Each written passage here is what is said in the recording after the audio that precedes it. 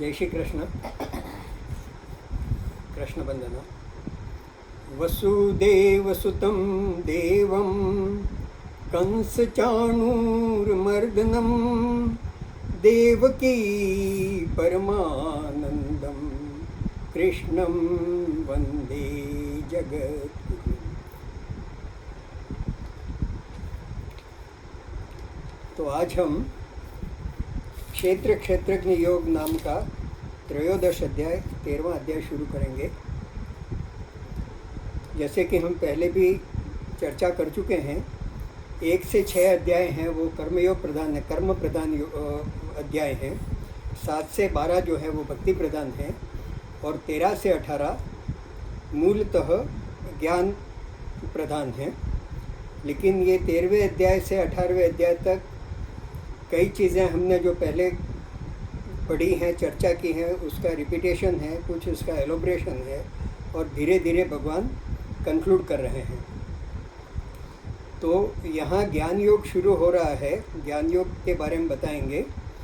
लेकिन दूसरा अध्याय जो है उसका नाम ही सांख्य योग है और सांख्य योग का मतलब ही ज्ञान योग है। तो दूसरे अध्याय में ज्ञान की काफ़ी चर्चा हुई है, वैसे कर्म की भी काफ़ी चर्चा हुई है।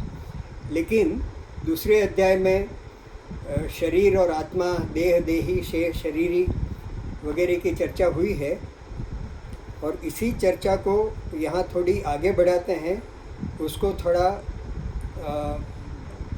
विस्तार से समझाने के प्रयत्न किया गया है और कुछ चीज़ें जो वहाँ ज़्यादा चर्चा नहीं कर पाए थे उसकी चर्चा यहाँ होगी। तो वहाँ हमने जो चर्चा की थी वो शरीर और आत्मा की चर्चा की थी और जब दूसरे अध्याय में, और जब हम आत्मा की चर्चा करते थे तो वो जीवात्मा या सूक्ष्म शरीर की चर्चा होती थी। और इसलिए बार बार ये होता था कि ये जो आत्मा है वो मतलब शरीर नाशवान है और शरीर जब मृत्यु प्राप्त करता है या शरीर जब नष्ट हो जाता है तो आत्मा दूसरा शरीर धारण करती है। और जैसे वस्त्र पुराने हो जाते हैं और हम नए वस्त्र धारण कर लेते हैं, इसी तरह से आत्मा जो है वो ये शरीर पुराना हो जाता है और जब नाश हो जाता है तो आत्मा दूसरा शरीर धारण करती है। लेकिन यहाँ पे 3 चीज़ें बताई हैं। वहाँ आत्मा और जीवात्मा में कुछ भेद बताया नहीं था। यहाँ थोड़ा हम डिटेल में देखेंगे कि परमात्मा, आत्मा और जीवात्मा ये 3 चीज़ें क्या हैं और इसका थोड़ा यहाँ विस्तार से वर्णन किया है जिसकी हम चर्चा करेंगे। तो ओम श्री परमात्मने नमः। श्री भगवान उवाच। भगवान यहाँ चर्चा शुरू करते हैं। इदं शरीरं कौन्तेय क्षेत्रमित्यभिधीयते एतद्यो वेत्ति तं प्राहु क्षेत्रज्ञ इति तद्विदः। भगवान कहते हैं कि हे कौन्तेय, हे अर्जुन, इदं शरीरं क्षेत्रम इति अभिधीयते, कि ये जो शरीर है उसको अर्जुन तुम क्षेत्र समझो। वहाँ जो दूसरे अध्याय में जिसको शरीर कहा था, यहाँ भी ये शरीर को क्षेत्र समझो। एंड एतद्यो वेत्ति तं प्राहु, और इस शरीर को जो जानता है उसको क्षेत्रज्ञ इति तद्विधि। विद्वान लोग इस शरीर को जो जानता है उसको क्षेत्रज्ञ कहते हैं। तो अब इस शरीर को क्षेत्र क्यों कहा है? वैसे क्षेत्र का कुछ विशाल अर्थ भी है, वो आगे जाके हम देखेंगे। लेकिन यहाँ पे भगवान ये कहते हैं कि ये शरीर है वो क्षेत्र है। और क्षेत्र का मतलब क्या होता है कि हम किसी भी क्षेत्र में हम कर्म करते हैं और अपने कर्म रूपी बीज बोते हैं। क्षेत्र मतलब खेत भी हो सकता है, तो कर्म रूपी बीज बोते हैं और उस बीज से हमको फल मिलते हैं। तो ये शरीर है वो कर्म करता है और जब हम सकाम कर्म के बीज बोते हैं तो हम उसके फल मिलते हैं और वो फल हमको प्राप्त होते हैं, मतलब फल भोगने पड़ते हैं। अच्छे फल भी हो सकते हैं, बुरे फल भी हो सकते हैं। इसलिए शरीर को क्षेत्र कहा है। और क्षेत्रज्ञ मतलब इस क्षेत्र को जानने वाला हर प्रकार से, और क्षेत्र को कंट्रोल करने वाला जो है उसको क्षेत्रज्ञ कहा है। अब दूसरे श्लोक में भगवान थोड़ी सी अलग तरह से बात करते हैं। वो कहते हैं क्षेत्रज्ञम चापि माम विद्धि। अब ये जो क्षेत्रज्ञ है, पहले तो ये बताया है कि शरीर और आत्मा यानी कि जीवात्मा, हमारा जो शरीर है मतलब एक इंडिविजुअल व्यक्ति का जो शरीर है और उसके अंदर जो आत्मा है जो बार बार पुनर्जन्म लेती है और अलग अलग शरीर धारण करती है, उसको हम अब तक आत्मा समझते थे। लेकिन भगवान ये कहते हैं कि क्षेत्रज्ञम चापि माम विद्धि सर्व क्षेत्रेषु भारत। हे भारत, हे अर्जुन, सर्व क्षेत्रेषु मतलब ये दुनिया में जितने भी क्षेत्र हैं, अब जितने भी क्षेत्र का मतलब जितने भी शरीर हैं, और शरीर के अलावा भी जितने भी चर अचर सजीव निर्जीव जितने भी पदार्थ हैं, उस सब में उस सब का जानने वाला क्षेत्रज्ञ मैं हूँ। और विद्धि सर्व क्षेत्रेषु, सर्व क्षेत्रेषु मतलब यहाँ इसको आप ऐसा ले सकते हो कि पूरा ब्रह्मांड का क्षेत्रज्ञ जानने वाला मैं हूँ।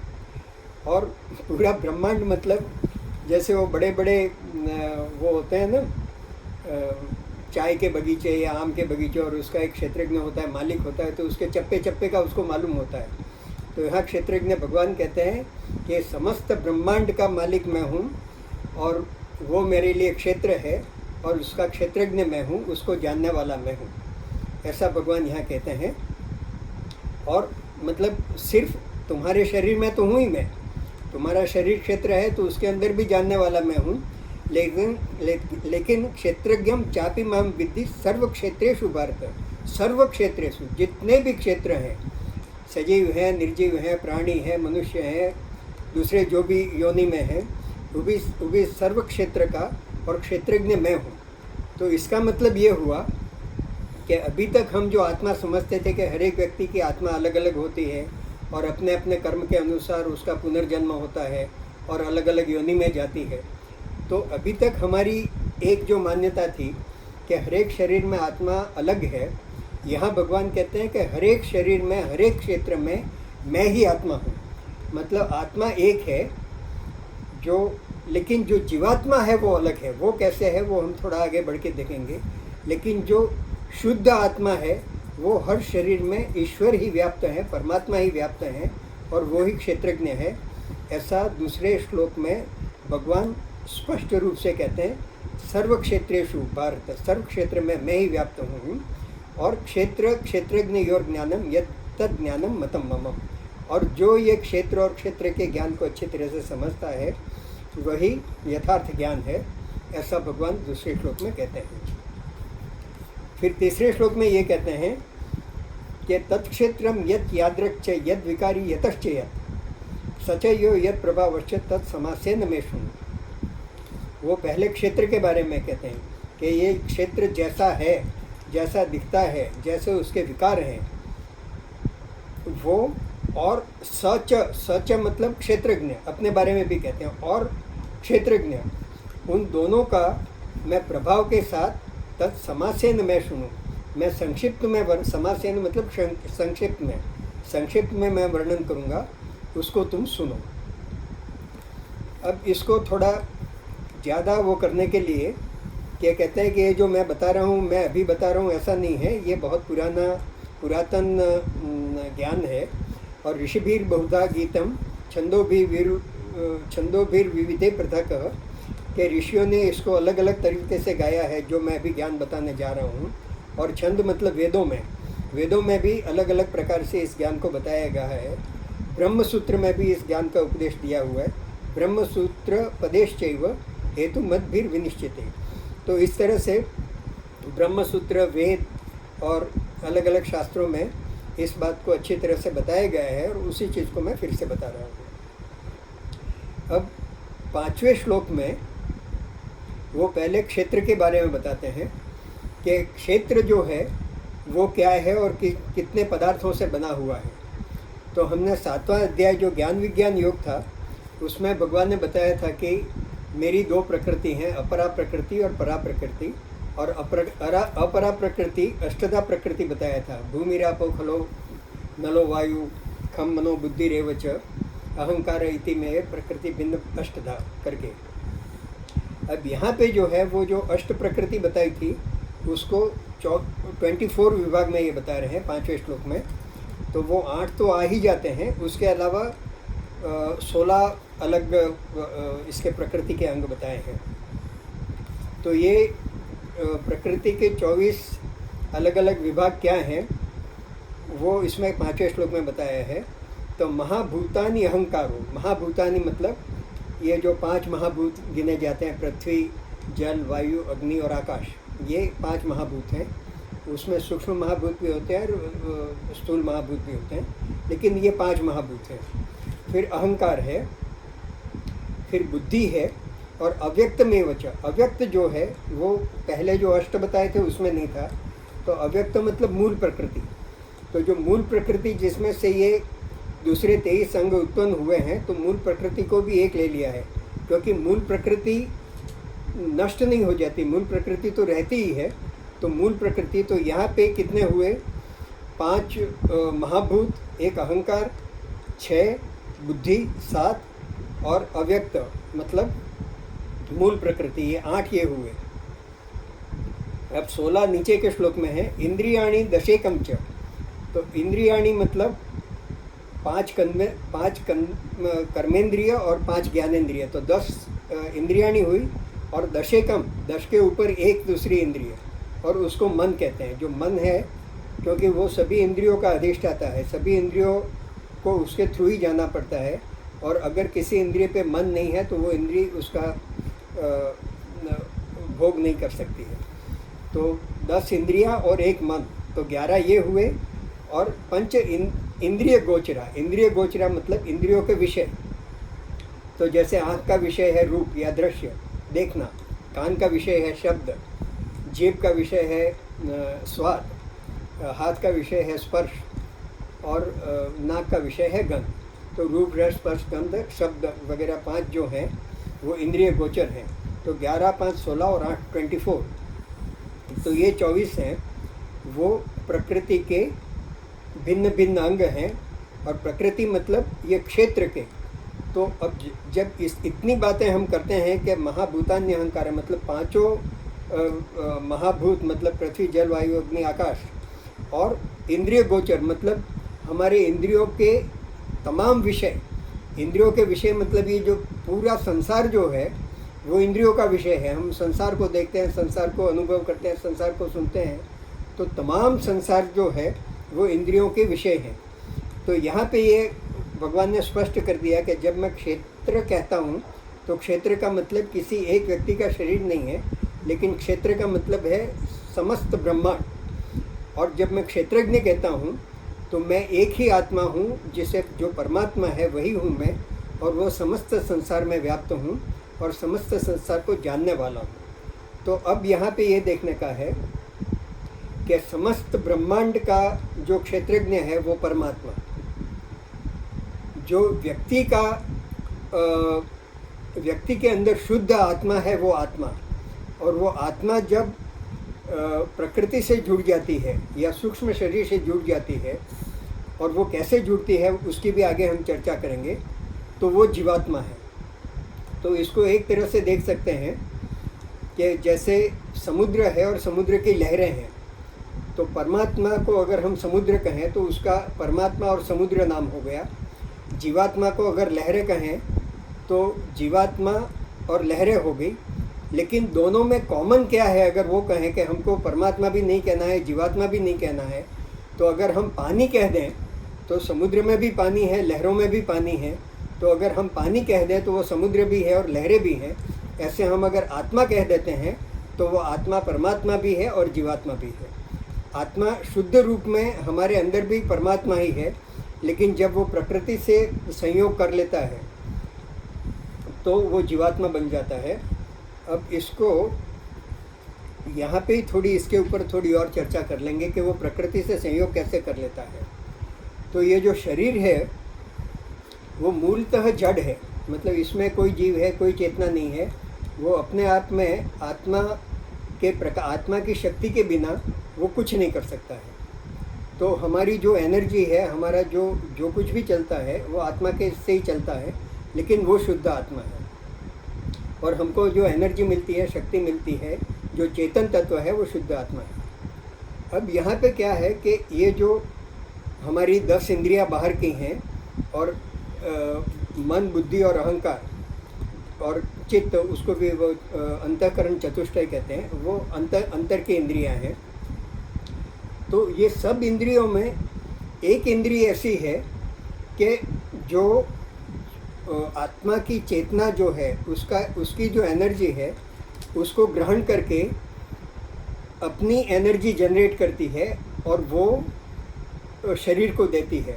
तो इसको अगर हम देखते हैं तो आजकल जो ये सोलर पैनल का बहुत चल रहा है, तो उस हिसाब से देखें कि हमारे छत पे अगर कोई खाली पीवीसी का छप्पर लगाया हुआ है और उस पर सूर्य किरणें चलती हैं तो हमें कुछ नहीं मिलेगा, खाली छाया मिलेगी। लेकिन सोलर पैनल लगा दी तो उससे इलेक्ट्रिक जनरेट होगी और उससे हमारी इलेक्ट्रिक के जो साधन है वो चल सकते हैं। अब यहाँ ये है कि सोलर पैनल ये समझने लगता है, शक्ति तो सूर्य से ही मिलती है, लेकिन सोलर पैनल ये समझने लगता है कि ये शक्ति मेरी है और मैं इसको चला रहा हूँ और ये जो इलेक्ट्रिक सप्लाई जो हो रहा है वो मेरी वजह से है। उसको ये मालूम नहीं है कि अगर सूर्य चला गया तो उसकी शक्ति चलेगी। तो अपने जितने भी तत्व हैं शरीर के अंदर, जड़ चेतन तत्व, उसमें बुद्धि एक सोलर पैनल है जिसमें आत्मा का प्रकाश पड़ता है और फिर वो चेतना एक इनडायरेक्ट चेतना में परिवर्तित होता है और फिर बुद्धि है वो शरीर को चलाती है।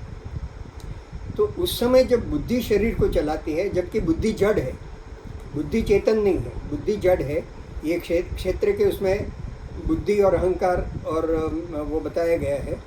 तो बुद्धि जड़ है, लेकिन आत्मा से चेतना प्राप्त करके वो आर्टिफिशियल चेतन तत्व हो जाती है और उसकी वजह से उसको अहंकार आ जाता है कि अब जो शरीर को जो चला रहा हूँ वो मैं चला रहा हूँ और ये मेरी बुद्धि, मेरा मन, मेरी इंद्रिया और मेरी वजह से ये चल रहा है। तो वो जो अहंकार उत्पन्न होता है वो तब उत्पन्न होता है जब बुद्धि ये मानने लगती है कि ये शक्ति मेरी है और अब जो शरीर को जो चला रहा हूँ वो मैं चला रहा हूँ। तो अहंकार का मतलब यहाँ घमंड ऐसा नहीं है, लेकिन मैंपन का भाव कि ये शरीर मेरा है, ये काम मेरा है, ये काम मैं कर रहा हूँ, ये सफलता मेरी है, ये घर मेरा है, ये संपत्ति मेरी है। वो जो मेरापन का अभिमान है और उसकी वजह से जो वो आत्मा जो है वो बुद्धि के संग मिलके जीवात्मा बन जाता है और उस समय वो कर्ता और भोक्ता बन जाता है। उसको लगता है कि ये मैं ही कर रहा हूँ और इंद्रियों के जितने विषय हैं उसका भोक्ता भी जीवात्मा बनता है, आत्मा नहीं बनता है। आत्मा शुद्ध परमात्मा है और वो भी अपने हृदय में अपने अंदर ही रहता है। अब कहाँ रहता है उसका भी उल्लेख बाद में आएगा। तो इतना 5वां श्लोक करने के बाद 6ठे श्लोक में ये बताते हैं कि ये क्षेत्र के विकार क्या हैं। ये आगे ऊपर बताया था ना कि मैं इसके विकार के सहित संक्षेप में बताऊंगा। तो 6ठे श्लोक में क्षेत्र के विकार बताते हैं कि ये जो क्षेत्र इतने 24 तत्वों से बना हुआ है तो इसके विकार क्या हैं, इसमें क्या क्या दोष उत्पन्न हो जाते हैं। तो सबसे पहला दोष है इच्छा, और जो इच्छा जो दोष है डिज़ायर, उससे बाकी सब दोष उत्पन्न होते हैं। तो बुद्धि में जब एक चेतना आ जाती है और उसको लगता है कि अब मैं चलाता हूँ, तो बुद्धि और मन और जो चित्त है, मेमोरी, वो सब मिलके कुछ डिज़ायर उत्पन्न करते हैं, इच्छाएं करते हैं कि मेरे को ये चाहिए, मुझे ये दृश्य देखना है, मुझे इस गांव पे जाना है, ये सुनना है, ये इस तरह की वस्तुएं मेरे को प्राप्त करती हैं। तो इस तरह की ये क्षेत्र में शरीर में इच्छाएं उत्पन्न होती हैं और फिर द्वेष उत्पन्न होता है। किसी ने पा लिया और हमको नहीं मिला तो द्वेष उत्पन्न होता है। और इच्छा और द्वेष और अन्य कई कारणों से जो सुख दुख उत्पन्न होते हैं, वो सुख दुख भी वो जब आत्मा जीवात्मा बन के कर्ता और भोक्ता बन जाता है तो उसको सुख और दुख का अनुभव होता है। और ये संगातश चेतना धृति, धृति मतलब धैर्य, धैर्य एक अच्छा गुण भी है। और संगातश चेतना, संगात मतलब शरीर, और शरीर में जो चेतना है जो बुद्धि के द्वारा उत्पन्न की है, वो चेतना के कारण ये इच्छा देश सुख दुख वगैरह का हमको अनुभव होता है। एतत् क्षेत्रम समासेन सद्विकारम दुह्येहात्। तो कहते हैं इस तरह से क्षेत्र के विकार मैंने संक्षिप्त में बताए। अब 7वें से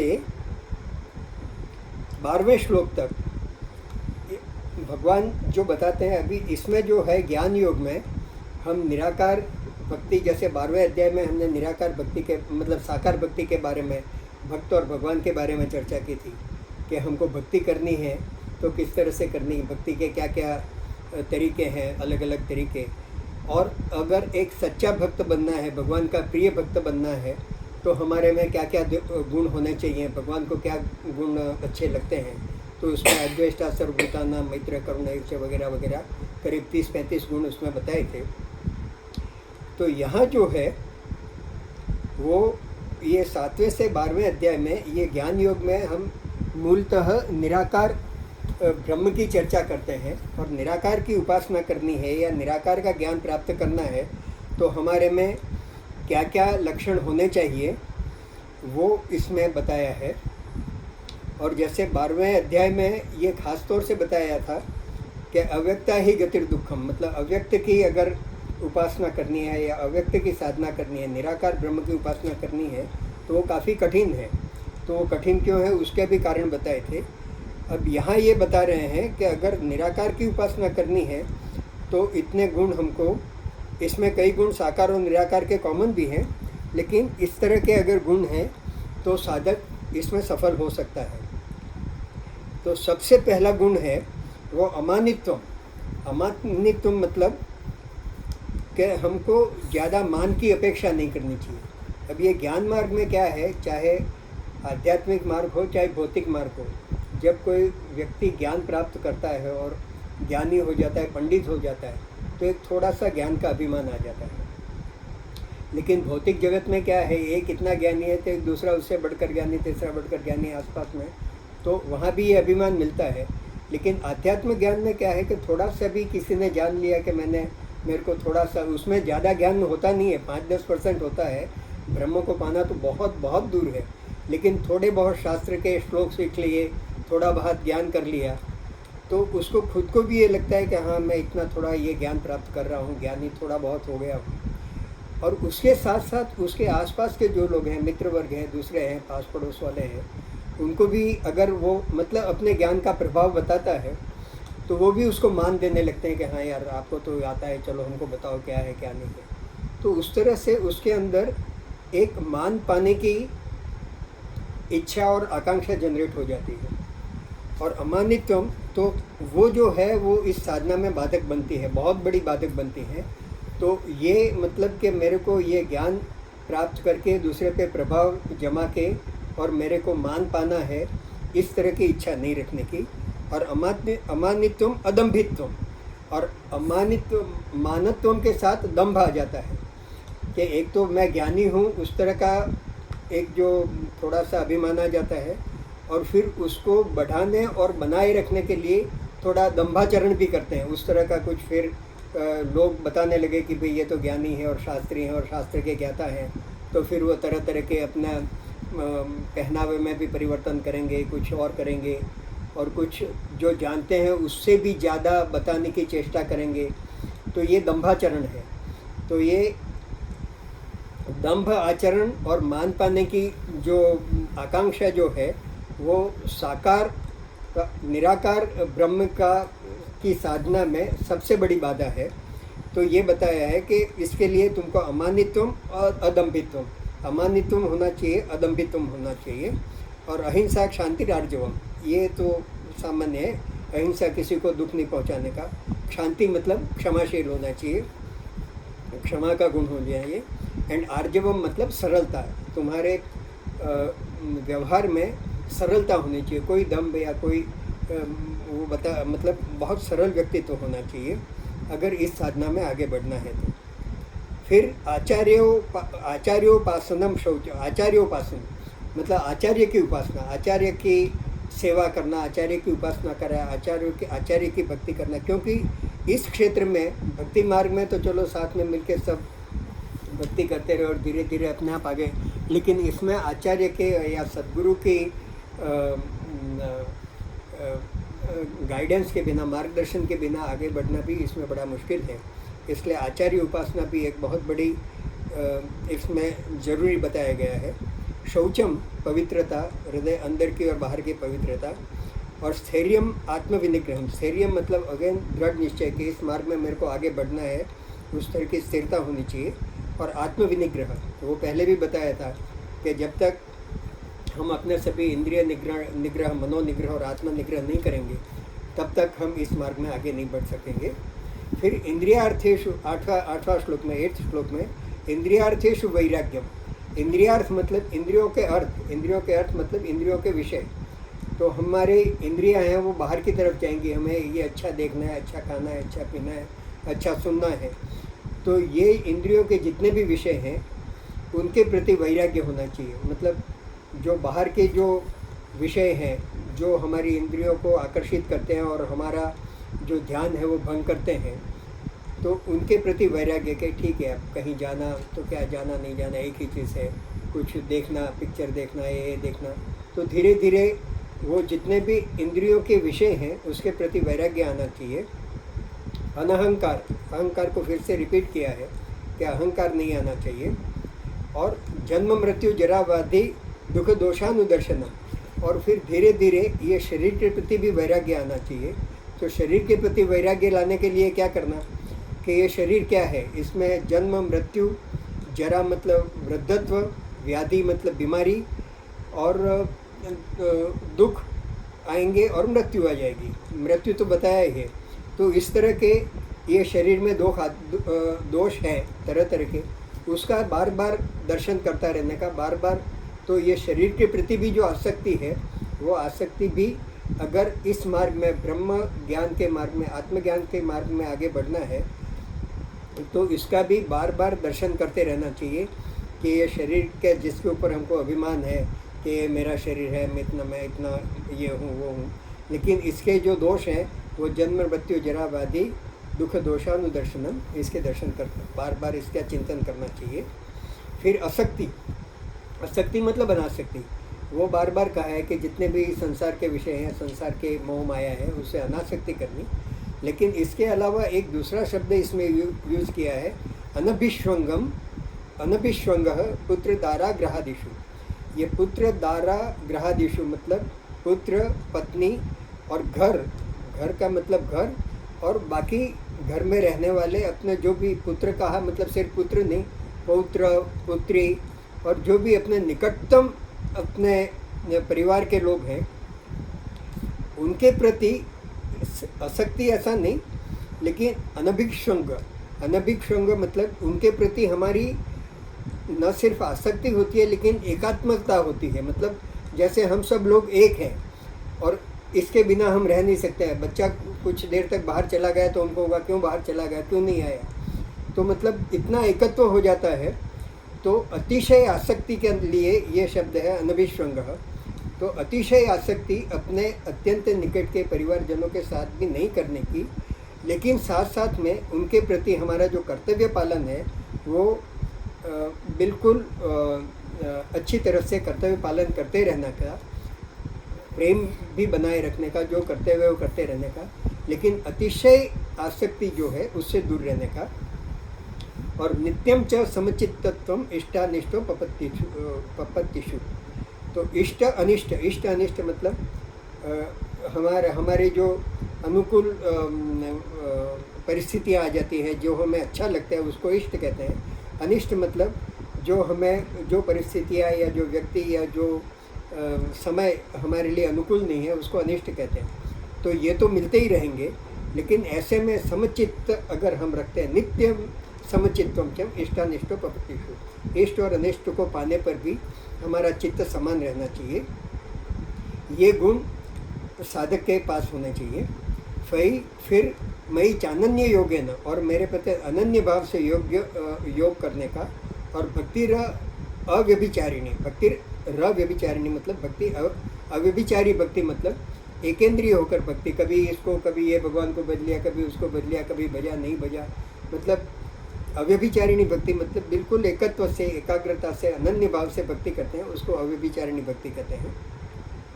तो उस तरह की भक्ति करने का, उस तरह से मतलब निराकार का भी अगर वो करना हो तो भी एक लक्ष्य होकर उसमें आगे बढ़ने का।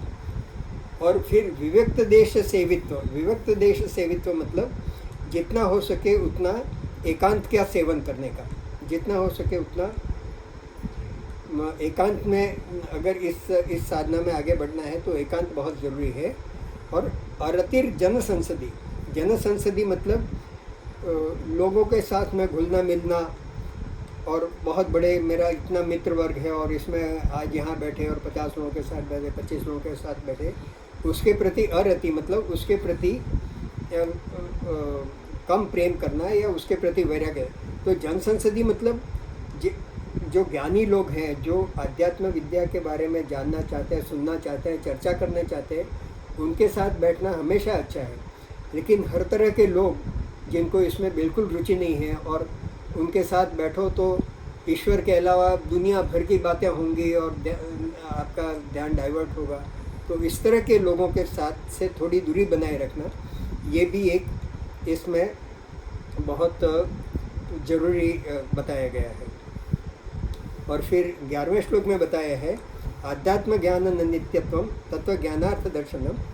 तो नित्य आध्यात्म ज्ञान के विषय में मतलब चिंतन मनन करना और उसके बारे में ज्ञान अर्जित करना, और तत्व ज्ञान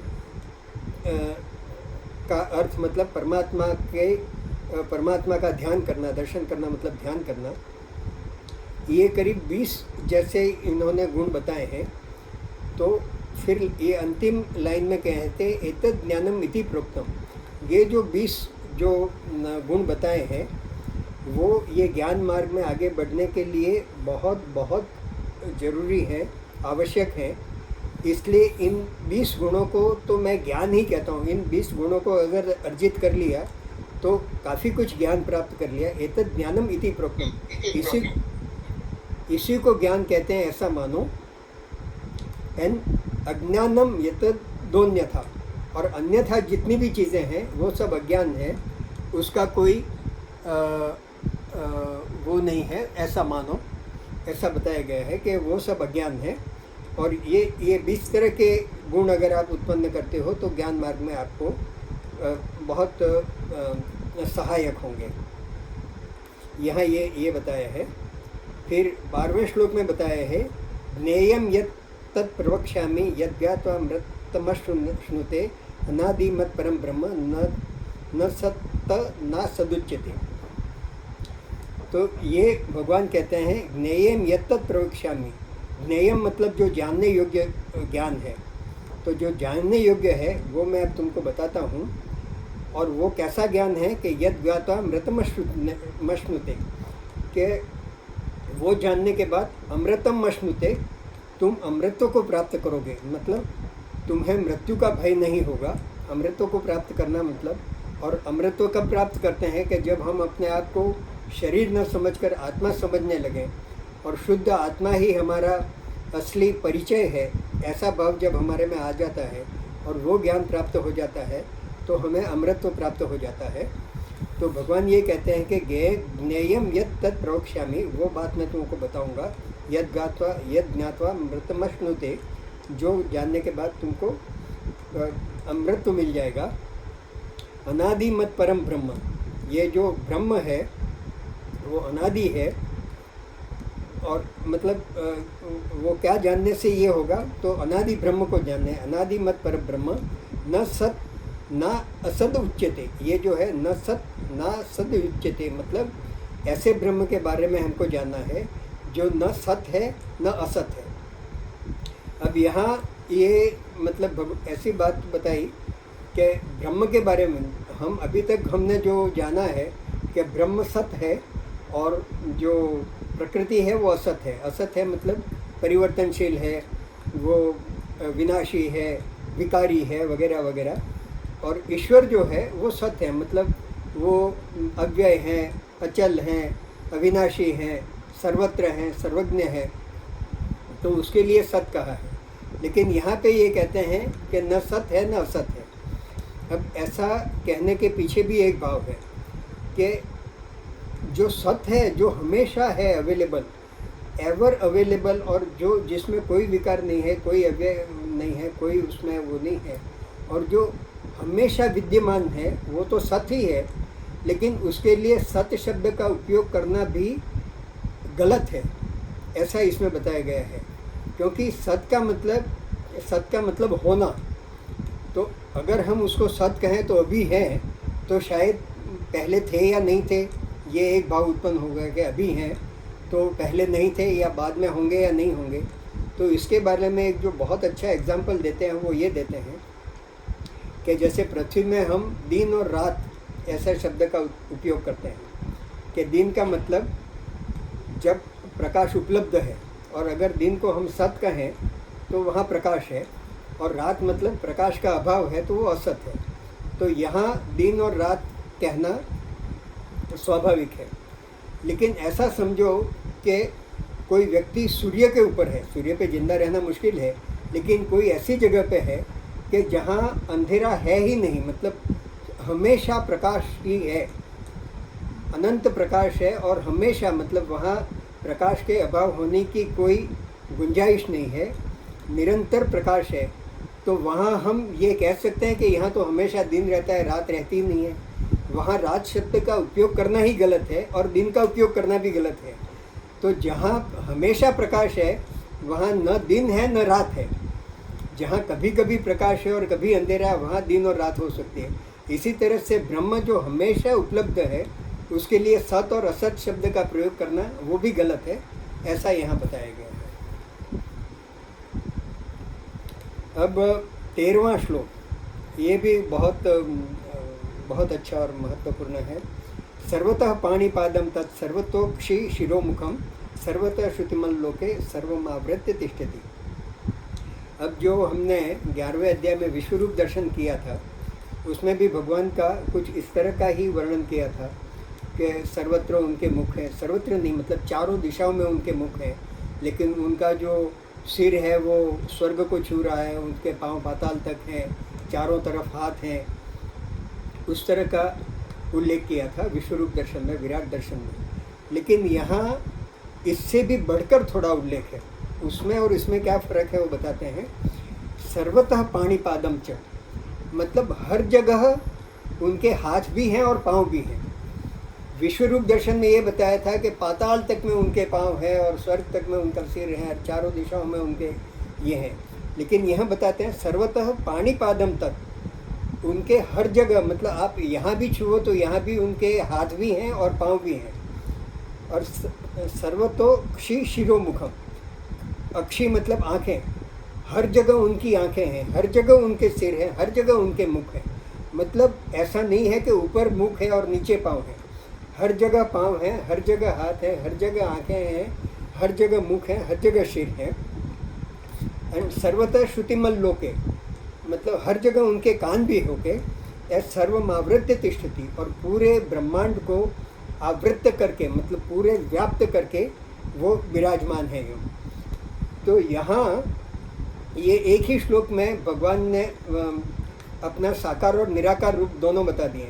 साकार रूप में तो ये बताना पड़ता है कि इधर पाँव है, इधर हाथ है, इधर आँख है, इधर पेट है, इधर बाजू भुजाएँ हैं वगैरह वगैरह। लेकिन जब ये कहते हैं तो अगर उनको आपको साकार रूप में ये करना है, भगवान को प्रार्थना करनी है, तो आप जहाँ भी भगवान को प्रार्थना करके ऐसा किया तो आपने जहाँ भी हाथ किए वहाँ चरण स्पर्श कर लिया, जहाँ भी प्रसाद दिया वहाँ उन्होंने स्वीकार कर लिया, जहाँ भी आपने उनका भक्ति की भजन किया तो हर जगह कान है। तो इस तरह से ये बताया है कि मतलब उनका साकार रूप जैसा मनुष्य का रूप नहीं है, लेकिन हर जगह उनकी हर एक इंद्रियाँ और शरीर का हर एक भाग हर जगह स्थित है। इस तरह का ये श्लोक में बताते हैं। और उसके बाद में जो बताते हैं वो सर्वेंद्रिय गुणाभासम, सर्वेंद्रिय विवर्जितम, वो कहते हैं कि सर्वेंद्रिय विवर्जितम वो पहले देखेंगे कि ये ब्रह्म के पास कोई भी इंद्रिय नहीं है, सभी इंद्रियों से विवर्जित है, मतलब बिना इंद्रियों के हैं, कोई भी इंद्रिया नहीं है। लेकिन सर्व इंद्रिय गुणाभासम, लेकिन तमाम इंद्रियों का मतलब वो उनको आभास होता है और उनको प्रकाशमान करते हैं। मतलब मुंह न होने के बाद भी वो बोल सकते हैं, कान न होने के बाद भी सुन सकते हैं, आँख न होने के बाद भी देख सकते हैं। तो इंद्रियां न होते हुए भी सभी विषयों को वो अनुभव कर सकते हैं।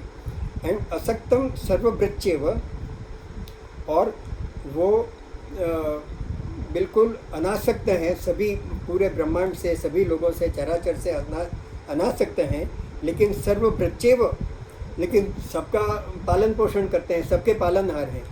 तो अगर सबके पालनहार हैं लेकिन फिर भी किसी के प्रति उनकी आसक्ति नहीं है, एंड निर्गुणम गुण भोक्त च, और बिल्कुल निर्गुण होते हुए भी सभी गुणों का भोक्ता भी वो है। तो ये जो 14वां एकदम 2 लाइन में जो श्लोक है उसका रामचरितमानस में तुलसीदास जी ने काफ़ी विस्तार से उसकी चर्चा की है। तो वो 3 चौपाइयाँ मैं थोड़ी इसी का जो है वो मैं थोड़ा पढ़ के सुनाऊंगा कि बिनु पद चले ही सुने ही बिनु काना। भगवान के बारे में कहते हैं कि पाँव नहीं है लेकिन चलते हैं। बिनु पद चली सुने ही बिनु काना, कर बिनु कर्म करे ही विधि नाना। बिना हाथ के सभी प्रकार के कर्म करते हैं। आनंद रहित सकल रस भोगी, आनंद मतलब जिह्वा का, आनंद रहित सकल रस भोगी। बिनु बानी बखता बड़ जोगी, बानी नहीं है लेकिन फिर भी बड़े वक्ता हैं। तन बिनु परस नयन बिनु देखा, ग्रही ग्रान बिनु बास उसेखा। तो ये यहाँ बताया है कि सर्व इंद्रिय विवर्जितम, उनके पास कोई भी इंद्रिय नहीं है लेकिन फिर भी सभी इंद्रियों का काम वो कर सकते हैं। तो उसका तुलसीदास जी ने भी अच्छी तरह से मतलब छंदों में उन्होंने उसका अच्छा विस्तार से वर्णन किया है। तो उसी चीज़ को यहाँ बताया है कि ये ब्रह्म मतलब ये निराकार साकार दोनों का यहाँ वो कर रहा है कि अगर निराकार में देखते हो तो इंद्रिया नहीं है और वो निर्गुण है, लेकिन फिर भी साकार हैं, वो पालनहार भी हैं, भक्तों के करुणा निधान भी हैं, लेकिन फिर भी अनासक्त हैं, किसी के प्रति उनकी आसक्ति नहीं है। और बिना इंद्रियों के भी वो सभी इंद्रियों से आपके प्रसाद का भी भोग लेते हैं, आपके भजन भी सुनते हैं, आपका सेवा भी स्वीकार करते हैं। और फिर 15वें श्लोक में हम आते हैं, बहिरंतश्च भूतानाम अचरम चरमेव च। वो कहते हैं कि भूतानाम मतलब समस्त जीवों के अंदर भी हैं और बाहर भी हैं, और अचरम चरमेव च, वो अचर भी हैं और चर भी हैं, मतलब अचल भी हैं, बिल्कुल चलायमान नहीं है, स्थिर है। स्थिर मतलब बिल्कुल स्थिर, वो चल ही नहीं सकते लेकिन उसके बाद भी चल सकते हैं। तो ये उसके जैसा हुआ कि अमावस के दिन चंद्रमा होते भी हैं और नहीं भी होते हैं। नहीं इसलिए होते हैं कि दिखते नहीं हैं, और होते इसलिए कि होते ही हैं, उनके साथ चलते हैं। तो ये चरम अचरम का भी उसी तरह का है। जैसे पृथ्वी है तो पृथ्वी अपनी धुरी पे घूमती है, तो एक वो वैज्ञानिक सत्य है, इसलिए चर है, लेकिन हमको दिखती नहीं है, हमको तो पृथ्वी स्थिर दिखती है, तो चर भी है। तो हमारा दृष्टिकोण कैसा है, तो हम ब्रह्म को चर भी देख सकते हैं, अचर भी देख सकते हैं। एंड सूक्ष्मता तत् अविज्ञेय, इतने सूक्ष्म से भी सूक्ष्म है ब्रह्म कि वो हमारे अविज्ञेय है, हम उसको जान नहीं सकते हैं। एंड दूरस्थम चांतिके च तत्, और वो बहुत दूर भी हैं, अगर हम अनुभव नहीं कर पाते हैं तो बहुत दूर हैं, और नहीं तो हमारे अंदर ही हैं। तो इस तरह से दूर होते हुए भी नज़दीक भी हैं। फिर अविभक्तम च भूतेषु विभक्त मिवच स्थितम। अविभक्तम मतलब जो ब्रह्म है वो अविभक्त है, उनके टुकड़े टुकड़े नहीं है। हमारे अंदर जो है वो इसके अंदर एक आत्मा है, इसके अंदर एक आत्मा है, वो पूरा ब्रह्मांड में व्याप्त एक ही है, लेकिन अलग अलग शरीर में हमको विभक्त दिखती है, लेकिन वो अविभक्त है। तो अविभक्तम च भूतेषु विभक्त मिवच स्थितम, तो विभक्त रूप में हमको स्थित दिखाई देती है, लेकिन वो अविभक्त है। और भूत भ्रतम च तज्ञेयम ग्रसिष्णु प्रभु विष्णु च। तो ऐसे ब्रह्म को हमें क्या जानना चाहिए, तो भूत भ्रत, ये भूत भ्रत विष्णु सहस्त्र में भी ये आता है। तो विष्णु जी के लिए ये है कि भूत भ्रत मतलब समस्त भूतों का पालन करने वाले वो विष्णु, और ग्रसिष्णु मतलब प्रलय करने वाले, मतलब ब्रह्मा विष्णु महेश। तो महेश के लिए ग्रसिष्णु शब्द है, एंड प्रभु विष्णु मतलब ब्रह्मा के लिए है, जो संसार की उत्पत्ति के कारण है, एक लय के कारण है, एक और स्थिति के कारण है। तो वो सब और कुछ नहीं है, लेकिन वो ब्रह्म तत्व ही है, ऐसा 16वें श्लोक में बताया है। अब थोड़ा सा 5-1 मिनट और मैं ले लेता हूँ। ज्योतिषामपि तज्ज्योति तमसा परमुच्यते, वो ज्योति की भी ज्योति है, परम ज्योति है, अत्यंत प्रकाशमय है, और तमसा परमुच्यते, और अंधकार या अज्ञान से पर है, ऐसा उनके बारे में परम उच्यते, मतलब ऐसा उच्यते कहा जाए कि तमस से परे है, अज्ञान और अंधकार से परे है और ज्योतिषों की भी ज्योति है। ज्ञानम ज्ञेयम ज्ञानगम्यम हृदि सर्वस्य तिष्ठितम। ये बहुत इम्पोर्टेंट है कि ये ब्रह्म है, वो ही ज्ञान है, वो ही ज्ञेयम मतलब जानने योग्य है, ज्ञानगम्य मतलब ज्ञान के द्वारा प्राप्त करने योग्य है, और ऐसा ब्रह्म हृदय मतलब हृदय में सर्वस्य विष्ठितम, हमारे हृदय में हमेशा स्थित है। इति क्षेत्रम तथा ज्ञानम ज्ञेयम चोक्तम समासतः मद्भक्त एत विज्ञाय मद्भाव योपपद्यते। इस तरह से ये क्षेत्र तथा ज्ञान और ज्ञेय, जो अर्जुन का जो पहला, जिसमें वो पहला श्लोक में क्षेत्र क्या है, क्षेत्रज्ञ क्या है, ज्ञान क्या है, ज्ञेय क्या है, ये सब मेरे को बताओ। तो यहाँ भगवान ये बताते हैं कि क्षेत्र के बारे में, क्षेत्रज्ञ के बारे में, ज्ञान के बारे में, ज्ञेय के बारे में मैंने संक्षिप्त में बताया, और मेरे भक्त, जो मेरे भक्त इसको जान जाते हैं वो मेरे को पा जाते हैं। मतलब ब्रह्म को पा जाना मतलब मेरे को पा जाना। अब थोड़ा सा और ले लेते हैं। प्रकृतिम पुरुषम चैव विद्यनादि उभावपि विकारांश्चम गुणाश्चैव विद्धि प्रकृति संभवान। तो वो कहते हैं कि 19 श्लोक में प्रकृति और पुरुष दोनों विद्या अनादि उभावपि, ये दोनों अनादि हैं ऐसा जानो, और विकारांश्च गुणाश्चैव विद्धि प्रकृति संभवान। और ये क्षेत्र में जितने भी विकार और तीनों गुण हैं, सत्व रज और तम, वो प्रकृति से उत्पन्न हुए हैं ऐसा ही जानो। फिर 20वें श्लोक में कहते हैं कार्य करण कृतत्व हेतु प्रकृति उच्यते। प्रकृति का हेतु क्या है, प्रकृति से क्या उत्पन्न होता है? तो कहते हैं कि प्रकृति से कार्य और करण उत्पन्न होते हैं। तो करण का जैसे हमने बताया पहले कि हमारे 10 इंद्रियां जो हैं वो बहिर्करण हैं, और जो मन है वो अंतःकरण है। मन बुद्धि चित्त अहंकार, जो अंतःकरण को एक ही करण माना है। तो ऐसे 11 करण, और जो 5 महाभूत हैं और 5 जो इंद्रियों के विषय हैं, इंद्रिय गोचर, वो 10 को कार्य बताया है। तो ये कार्य और करण जो है वो प्रकृति के हेतु हैं, और पुरुष के हेतु मतलब जो अंदर जो आत्मा है, आत्मा तो न करता है न भोगता है, लेकिन आत्मा जीवात्मा बनकर सुख दुखों का भोक्ता बन जाता है। और इसलिए जो पुरुष है अंदर, वो उसका हेतु जो है वो उसकी चेतना की वजह से हम सुख दुख का अनुभव करते हैं। और वो भी इसलिए अनुभव करते हैं कि हम अपने आप को प्रकृति के साथ और शरीर के साथ हम अपना संयोग बना लेते हैं, मतलब आत्मा संयोग बना लेती है, और इसलिए वो सुख दुख का अनुभव करती है। तो इस तरह से आत्मा की और जीवात्मा की वजह से सुख दुख का अनुभव होता है, ऐसा 20वां श्लोक में कहा है। और मैं 22 तक चला जाता हूँ आज। पुरुष प्रकृतिस्थो ही भुंक्ते प्रकृति जान गुणा। तो ये यहाँ पे ये क्लियर कट बताते हैं कि पुरुष है, पुरुष मतलब शुद्ध आत्मा। वो शुद्ध आत्मा न करता है न भोगता है, लेकिन पुरुष है प्रकृतिस्थो ही, प्रकृति में स्थिर होकर और प्रकृति को अपना घर मानकर और प्रकृति के साथ अपना संबंध बनाकर भुंगते प्रकृति जान गुणा। प्रकृति के जनित जितने गुण हैं, सत्व गुण, तमोगुण और रजोगुण हैं, वो जीवात्मा भोग करती है। और वो जीवात्मा के अंतिम में कैसे गुण होते हैं, तमोगुण में रहती है, मतलब किस गुण की प्रधानता है। तो कारणम गुण संगोस्य, गुण के संग से ही सद योनि जन्मसु। ये सद योनि मतलब सद असद योनि जन्मसु। तो हमारा जो सद योनि और असद योनि, सद योनि मतलब मनुष्य योनि या उससे ऊपर की योनि, वो सद योनि है, और नीचे की योनि अगर है, पशु योनि या और कुछ भी योनि है, वो असद योनि है।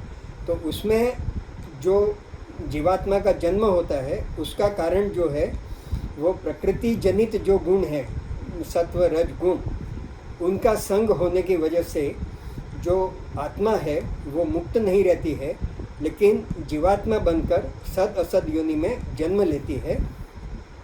और इसमें अंतिम श्लोक 22 में हम पूरा करेंगे कि ये जो आत्मा है हमारे अंदर, वो किस किस तरह के मतलब वो फंक्शन करती है।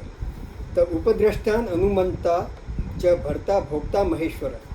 उपद्रष्टा मतलब कभी वो आत्मा जो है वो विटनेस बनकर रहती है, देखती है कि शरीर में क्या हो रहा है क्या नहीं हो रहा है, और शरीर के सभी सुख दुख को और सभी विकारों को दृष्टा बनती है, तो उसको उपद्रष्टा कहा है। अनुमंता मतलब उसको अनुमति देती है कि okay you do this thing, ये करना है ये नहीं करना है, तो वो उस तरह का अनुमंता बनती है।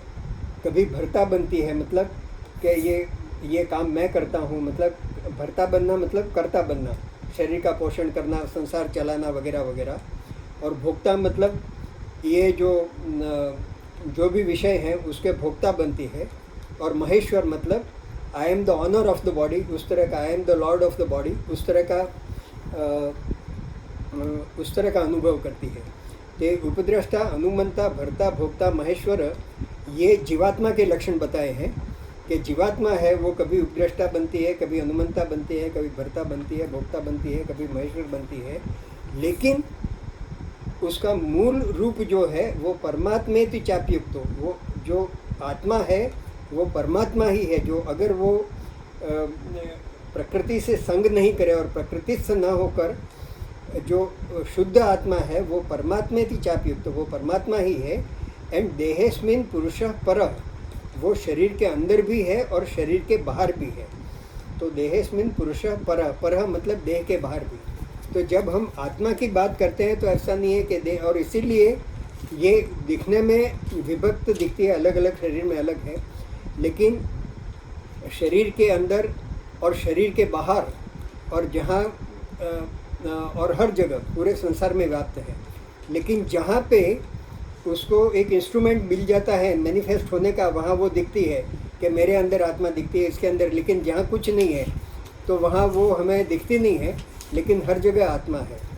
तो ऐसा कह सकते हैं कि जैसे रेडियो वेव्स हर जगह है, लेकिन अगर मैंने यहाँ रेडियो रख के यहाँ बजा रहा हूँ तो मेरे को यहाँ वो दिखता है, दूसरे कमरे में बजा रहा हूँ दूसरे दिखता है, जहाँ नहीं बज रहा है वहाँ उसका अभाव है, ऐसा नहीं है। तो ऐसे ब्रह्म सर्वत्र विद्यमान है, लेकिन जहाँ उसको कोई शरीर मिल जाता है तो वहाँ उसका वो व्यक्त होता है। अदरवाइज अव्यक्त भाव में जो आत्मा है, जिसे शुद्ध आत्मा कहते हैं, वो परमात्मा ही है और वो सर्वत्र विद्यमान है। और हमारी आत्मा भी सिर्फ हमारे अंदर ही है, ऐसा नहीं, वो हमारे अंदर भी है और बाहर भी है, ऐसा स्पष्ट रूप से कहा है। तो आत्मा और परमात्मा एक ही चीज़ है, सर्वत्र विद्यमान है और हर तरह से सर्वशक्तिमान है। लेकिन जब आत्मा प्रकृति से संयोग करके जीवात्मा बन जाती है तब वो कर्ता और भर्ता बन जाती है, और इसलिए वो जीवन बंधन में पड़ जाती है, और इसलिए जन्म मृत्यु के चक्कर, पुनर्जन्म वगैरह होते हैं। तो यहाँ तक हम इसको पूरा करेंगे और बाकी आगे करेंगे।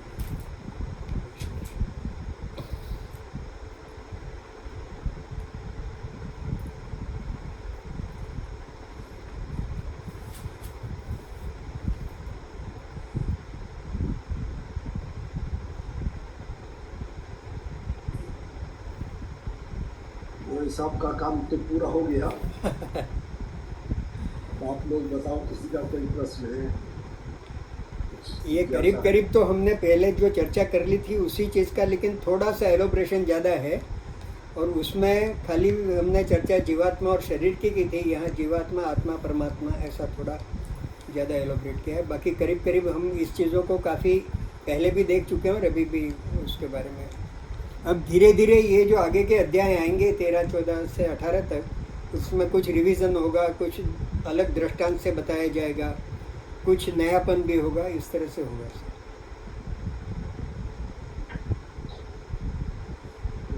है किसी का कुछ, या नारायण साहब कुछ?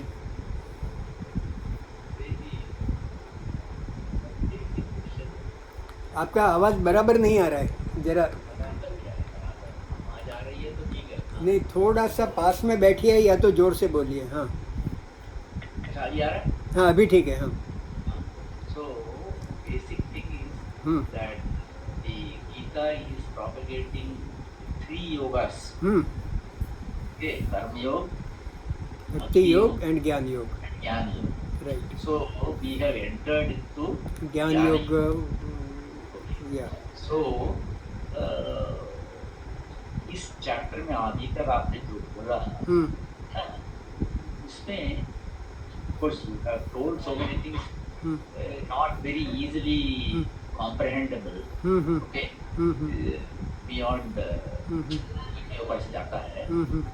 But what I say is ज्ञान योग. What is it? ज्ञान योग. Gyan Yoga means to know basically who am I. That is the Gyan Yoga. और उसमें who am I में यही है कि what is my, whether I am body, whether I am my man, whether I am buddhi, and whether I am the pure soul or the pure consciousness. That is the Gyan. And once we see, this is एक जो कहना तो okay and एक okay I will tell you one thing. इससे क्या फ़र्क पड़ता है? If you identify yourself with आत्मा, रहेगा सेम ही, सेम बॉडी रहेगी. I will remain the way you will remain everything. Our interaction with the people will remain same.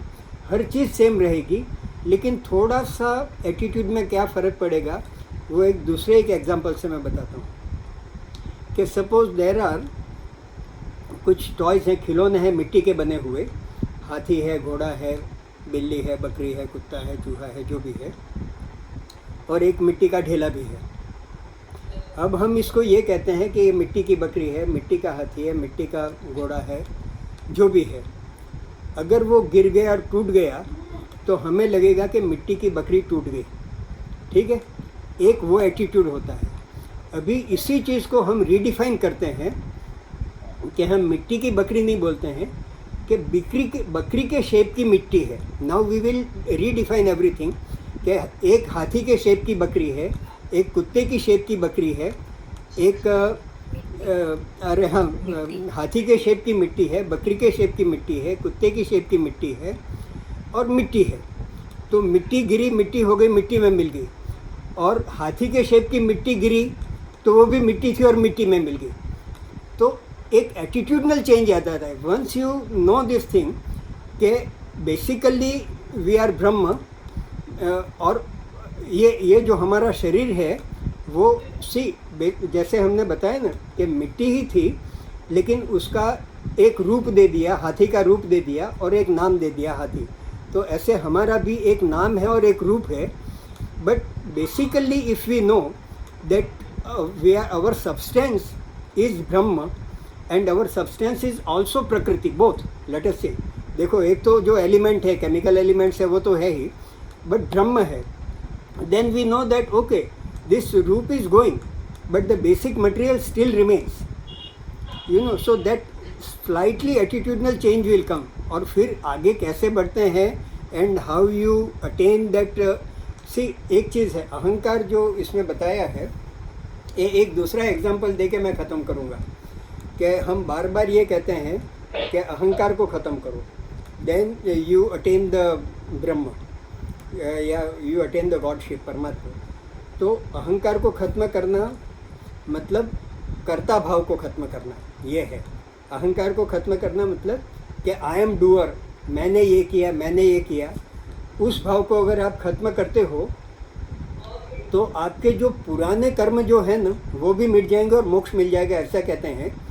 जैसे रामचरितमानस में भी ये कहा है कि सन्मुख होए जीव मोहि जब ही सप्त कोटि अगनाशई तभी. मतलब करोड़ों जन्म के पाप हैं वो धुल जाएंगे अगर तुम मेरे सन्मुख हो जाओगे. मेरे सन्मुख होना मतलब कर्ता भाव छोड़ देना. अब इसका एक एग्जाम्पल मैंने पढ़ा, वो आपके साथ शेयर करूँगा. एक चंबल घाटी का कोई डाकू है. वो 20 साल की उम्र से 50 साल की उम्र तक उसने जितने कुकर्म कर सके, हत्याएं, लूट पाट, मतलब you name it and he did it, इतना सब किया. पकड़ा नहीं, मतलब जितने कर्म करने चाहिए, हत्याएं जितने पाप करने चाहिए वो किए. वो 30 साल तक वो करता रहा, मतलब. और उसके बाद पकड़ा गया तो केस चला तो उसको उसके इतने गुनाह थे कि उसको 10 बार फांसी की जगह 30 बार जन्म आजीवन कैद की सज़ा, वो तो हो ही नहीं सकते, एक फांसी में सब फांसी आ गई। लेकिन इतने उतने उसके कर्मों के फल बताए कोर्ट ने कि इसने इतना किया है, इतनी इतनी सज़ा मिलनी चाहिए, और उसको जेल में बंद कर दिया और एक तारीख निश्चित की कि इस तारीख को इसके कर्म के फल की सज़ा मिलेगी। ठीक है। अब उस तारीख के अगली रात को हार्ट अटैक आया और मर गया। ठीक है। अब क्या करने का, उसने कर्म किया था, उसको कर्म के फल की सज़ा सुनाई गई, उसको फांसी करनी थी, लेकिन किसको फांसी करें, जिसको फांसी करने की वो था नहीं, तो वो कर्म फल कौन भोगेगा। तो वो कहते हैं कि जो करता था वो करता नहीं रहा, तो वो कर्म फल कौन भोगेगा। तो हमने ये 7 जन्म के कर्म, 7 जन्म कृतम पापम, या जो कहते हैं जितने भी किए हैं, लेकिन अब कर्ता से आप अकर्ता हो जाओ, कर्ता पना ही मिट गया, करता ही नहीं रहे, तो कौन फल भोगेगा फिर। दैट कर्ता हैज डाइड, हार्ट अटैक हो गया उसको, तो उस तरह से उसके फल नष्ट हो गए। ऐसा भी एक एग्जाम्पल दिया जाता है। इट इज़ वेरी, जैसे आपने कहा बियॉन्ड कॉम्प्रहेंडिंग है, मतलब एंड कॉम्प्रहेंड तो ठीक है, थोड़ी बातचीत करके समझ लो, बट प्रैक्टिकली उसको, बट एक चीज़ है कि थोड़ा जानने से थोड़ा सा एटीट्यूडनल चेंज आ जाता है हमारे में। That is all what we can. अच्छा भाई साहब, ये मैंने सुना कल वो डिस्कोर्स पे है, हम लोग every time we take birth, okay, कि मतलब हम जब से हम जन्म ले रहे हैं तब से कर्म तो होता है, अच्छा भी होता है, बुरा भी होता है।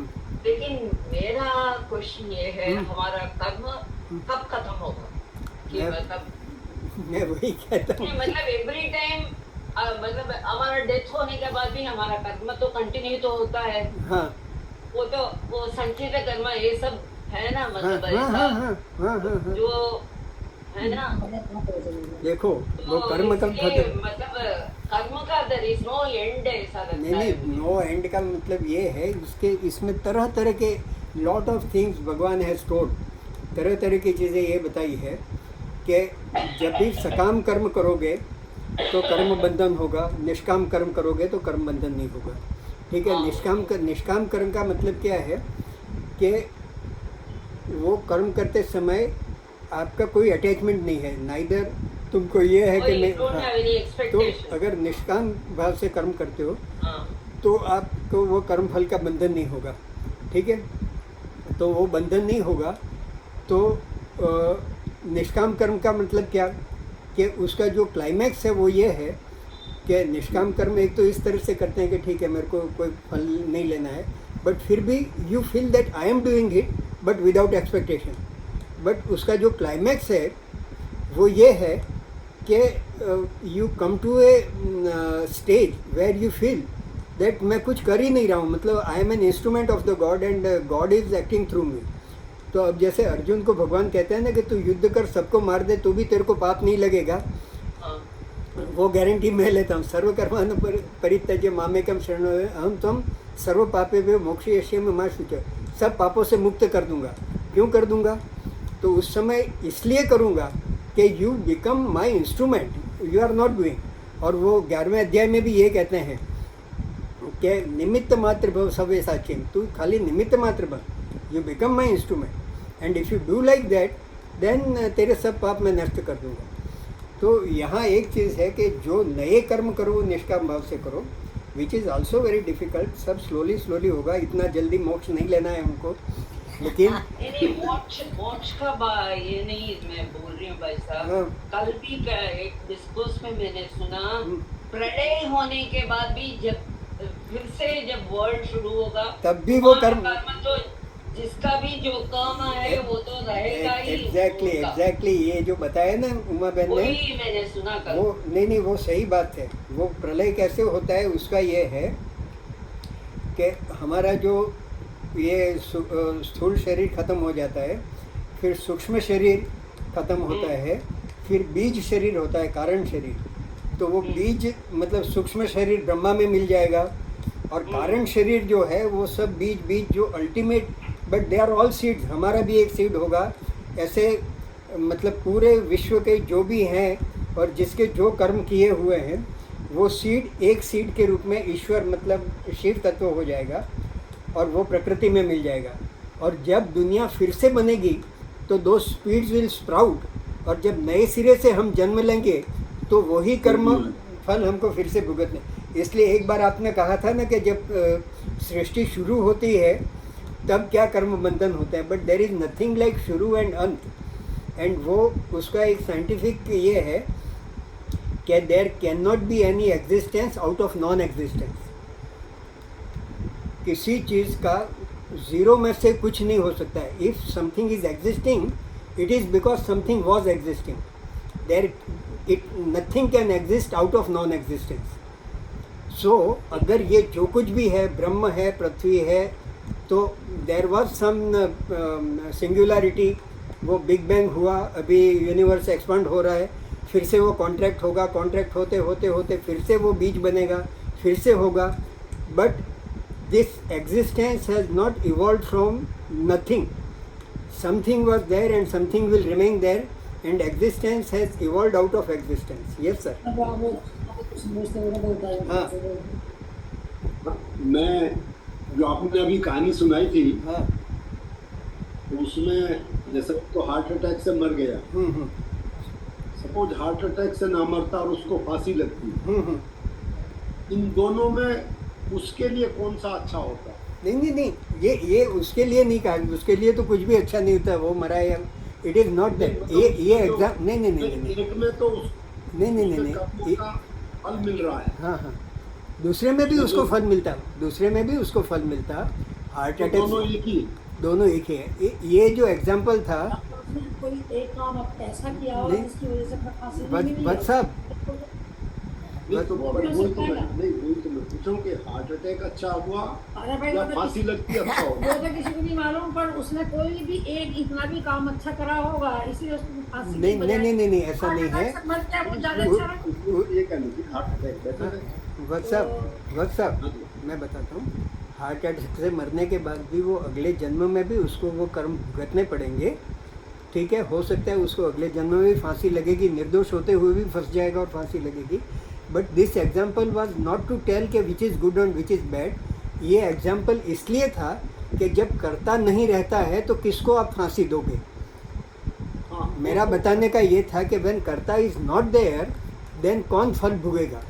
तो जब हम कर्ता में से अकर्ता बन जाते हैं, ये जब कहते हैं ना कि जन्मों जन्मों के पाप से भी हम मुक्त हो जाते हैं, ऐसा भगवान जो कहते हैं कि जब तुम मेरे सन्मुख हो जाओगे तो जन्म कोटि अग नासई तभी, इस तरह के जो कहते हैं। तो इसके लिए ये एग्जाम्पल है कि तुम जब तक करता रहोगे तब तक तुम कर्म फल के बंधन में रहोगे। मोक्ष का मतलब ये है कि कर्ता से अकर्ता हो जाना। तुम अपने मतलब ब्रह्म ज्ञान से या भक्ति ज्ञान से, जिस ज्ञान से भी अपने आत्म तत्व को पहचान लो, और उस समय अगर कुछ बच भी गए हैं होगा तो तुमको वो मालूम भी नहीं पड़ेगा कि क्या हो रहा है क्या नहीं हो रहा है। बट द मोमेंट वो करता ही नहीं रहा है तो फल कौन भोगेगा। तो जब कर्ता से आप सन्मुख होने का मतलब, या ब्रह्म ज्ञान प्राप्त करने का मतलब, या स्थितप्रज्ञ हो जाने का मतलब, या परमहंस हो जाने का मतलब ये है कि आप 100% अकर्ता हो गए। और अकर्ता हो गए मतलब आपका कर्ता मर गया, और आपका कर्ता मर गया तो कौन फल भोगेगा, वो सब पाप नष्ट हो गए। उस तरह का एग्जाम्पल देने के लिए मैंने ये एग्जाम्पल दिया। नहीं, वैसा मुझे ऐसा भी लगता है थोड़ा अच्छा कर्म किया होगा इसलिए वो टॉर्चर से बच गया and he had a heart attack. नहीं तो इधर हैंगिंग इज मतलब टॉर्चरस डेथ। नहीं ऐसा वो दूसरे जन्म में ये उसको फिर वो ये है होगा ना, अगले जन्म में अगर ये हार्ट अटैक से या उसने सुसाइड कर लिया हो या किसी ने गोली मार ली हो, उसके कर्मों का फल जब तक वो जन्म मृत्यु के चक्कर में है वो फल उसको भोगना ही पड़ेगा। भोगना ही पड़ेगा, वो अलग बात है। लेकिन ये जन्म में लेकिन थोड़ा कुछ ये जो मैं बता रहा हूँ वो एक दूसरे लेवल पे बता रहा हूँ कि जब हमारा जीवात्मा करता है, वो जब अकर्ता बन जाता है तो उसको फल भोगना नहीं पड़ता है। सही बात, उस रेफरेंस में मैंने ये एग्जांपल दिया था। सही बात। वो व्यक्ति के लिए अच्छा है कि नहीं है, उसके लिए मैंने ये बात नहीं बताई थी। पर ये सब बुरे कर्म करके यदि वो अपने आप को भगवान को समर्पित कर देता, जैसा वाल्मीकि ने किया था, या वोडाना जो ये ठाकुर जी में कृष्ण जी को लाने वाले हुए उन्होंने कर दिया था, तब तो फिर सब मुक्ति हो गई। हो गई हो गई हो गई। लेकिन इसका ये कर्म करके यदि आदमी हाँ किसी भी कारण से किसी के लिए समर्पित प्रेरणा हो से जाता भगवान है जी otherwise तो उसके नहीं, इस जन्म भाई साहब ये भी है, only you can surrender only अच्छा कर्म, नॉट मतलब जो पाप करते हैं वो मतलब ही विल नॉट एक्सेप्ट। नहीं, मेरी बात सुनो। आप करने वाले और नहीं, वाल्मीकि हम जो नहीं, व्हाटएवर मतलब good things we are doing हल्का ही। देखो इस चीज़ को लोग इस तरह से इंटरप्रेट कर सकते हैं, ले सकते हैं कि ये तो बहुत अच्छा है, जीवन भर का पाप करते रहो और अंतिम समय में भगवान को शरण हो जाओ, तो पाप मतलब जो करना था वो भी कर लिया और पाप से मुक्ति हो गई। बट वो करना डिफ़िकल्ट है, इतना आसान होता तो हर कोई कर लेता। मतलब भगवान को समर्पित हो गया ना। भाई साहब मैं बीच में बोल रही हूँ, यस ये वाला जो है ना नेक्स्ट टाइम डिस्कस करेंगे क्योंकि मुझे काम है। हाँ हाँ सही बात है, अभी अपने आरती और वो कर लेते आरती हैं। कर लेते हैं। देखो और- इस बार मैंने ये 22 श्लोक तक कर दिया ना, तो अगली बार खाली 12 रहेंगे और वो भी जल्दी हो जाएंगे ऐसा है, तो उसमें फिर ये 13वां चैप्टर का हम ज़्यादा विस्तारपूर्ण वो कर सकेंगे। और जैसे कि एक बार नारायण साहब ने कहा था कि there is no end to it, सही है। हरि अनंत हरि कथा अनंत, जैसा ही कितनी भी चर्चा करो उसका, लेकिन हाँ मतलब जो भी है अपने जानकारी के। तो यहाँ पे विराम लेते हैं, आरती और नमो दीक्षा भगवते बेटा आरती कर दो। हाँ, दीक्षा करेंगे। तो सब लोग माइक बंद कर लो, दीक्षा